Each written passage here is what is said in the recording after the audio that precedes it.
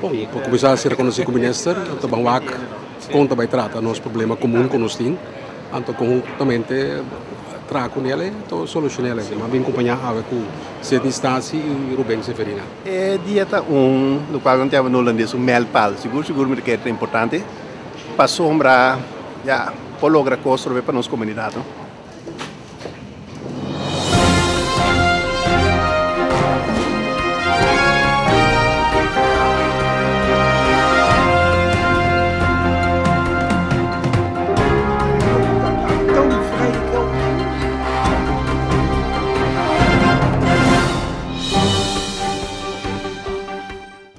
Dag. Goedemiddag. Raymond Labat. Ebert van der Laan. Aangenaam kennis te maken. Dank u. Dag. Ebert van der Laan. Aangenaam. Hallo, ik ben Severina. Ebert van der Laan. Welkom. Neemt een plek, heren. Dank u. Van harte welkom, was gezegd. U heeft mij een brief gestuurd in de zomer. Daar heb ik u toen op geantwoord. Kort daarna hebben we de brief gestuurd waar u op aandrong. Maar ik had u al gezegd, het is goed om een kennis eerst even voorstellen.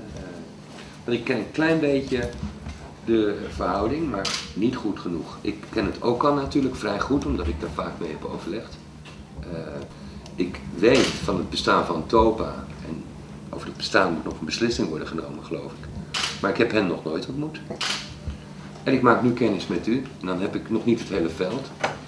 Ik weet dat ik volgende week vrijdag naar een Antilliaans netwerk. Antilliaans netwerk ga, zodat even als vierde kunt. Misschien komt u daar weer tegen. Ja, dat klopt. Maar misschien wilt u zich even voorstellen als MAAP, als ik het zo zeg. Ik zal van start gaan. Ik ben Raymond Labat. Ja? Ik ben de voorzitter van de MAAP sinds een jaar. En sinds vorige week zaterdag weer herbenoemd voor 3 jaar. Ja? Met een geheel nieuw bestuur. De MAAP staat, zoals u weet, voor de Beweging ter Bevordering van de Antilliaanse Aromatische Participatie. Even zeggen wat u wilt doen? Een glaasje water, alsjeblieft. En dat is onze doelstelling. Een organisatie die de participatie van de Antillianen wil bevorderen in Nederland, zowel politiek als in de gemeenschap. Mijn voorganger zit ook hier aan tafel, maar hij zal dadelijk over zichzelf vertellen. Ja, ik ben Sydney Stasi. Ik ben penningmeester van de MAAP ook sinds een jaar geleden. En ook herbenoemd afgelopen 7 november. Naast penningmeester van de MAAP ben ik ook voorzitter van het beraad in Almere, het Antilliaanse beraad. En ik heb bewust gekozen om in het bestuur van MAAP in te treden. Om wat toch dichter bij het Antilliaans beleid te zijn. En dat is voor mij zeker een voordeel geweest. Ik ben Severina, de voorganger van Raymond. Ja, wat nog meer te vertellen, ik ben geen voorzitter meer. Ik mag nu adviseur spelen, dat doe ik graag. En daarnaast ben ik voorzitter van een andere Antilliaanse club die meer cultuurgericht is, Splika. En zit ik in de gemeenteraad van Zoetermeer. Zoetermeer. Dank u wel. Voor welke partij zou ik Misschien is het goed. Nee, dat hoeft hier. Speelt voor mij geen enkele rol. Nou, ja, dat is het. Meegenomen. Dat is geen rolpartij.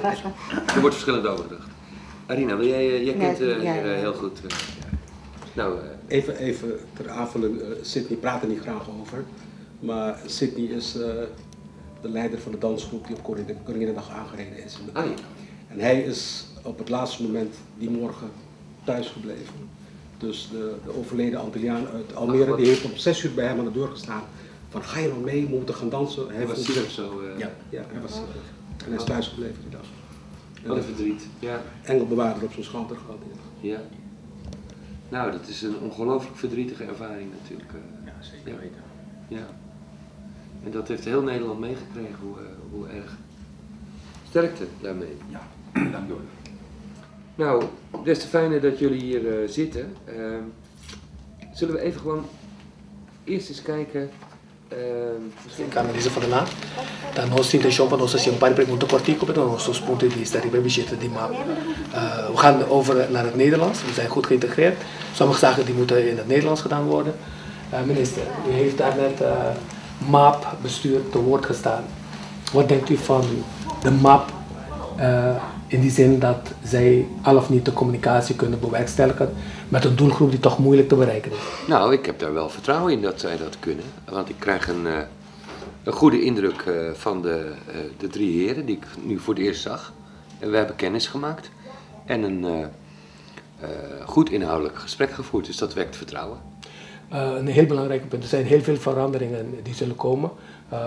Wat gaat u doen als minister om met de doelgroep te communiceren via beelden? Want ze zijn niet gemakkelijk te vangen met publieke omroep of commerciële omroep. Wat denkt u te kunnen doen om deze groep te bereiken? Nou, kijk, ik moet mijn eigen beperkingen kennen. En ik denk dat de kracht vooral moet komen van de gemeente, waar deze mensen wonen.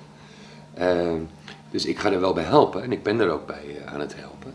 Maar ik moet dat wel goed bedenken, dat we dus bij een organisatievorm komen die daar rekening mee houdt. In die steden moet het echte werk gebeuren. Daar moeten de instellingen tussen hun oren krijgen wat er nodig is om de Antillianen in Nederland op een goede manier te kunnen helpen. Omdat we niet eeuwig hier doelgroepbeleid moeten voeren. We moeten erop gericht zijn goed algemeen beleid te voeren. Want doelgroepbeleid heeft toch ook altijd iets stigmatiserends. Ja. En de nota, of de brief die ik nu naar de Kamer heb gestuurd, naar aanleiding van het rapport van de zogenaamde taskforce, daar kent u natuurlijk, daar bent u mee bekend. In die brief heb ik voorgesteld om nog 4 jaar op een hoog niveau die Antillianen gemeenten te helpen. Maar de blik nu al te richten op hoe kunnen we die 4 jaar gebruiken om de gewone instellingen hun werk beter te laten doen. En ook de gemeente zelf hun werk beter te laten doen. Daarbij heb je natuurlijk heel erg de lokale gemeenschappen nodig. Ja. En dat was een van de nuttige onderwerpen in het gesprek met het bestuur van de MAAP. Zij hebben waarschijnlijk in de aanbieding, als ik het zo mag zeggen, dat we die lokale gemeenschappen kunnen verbinden op een betere manier aan de gemeentes.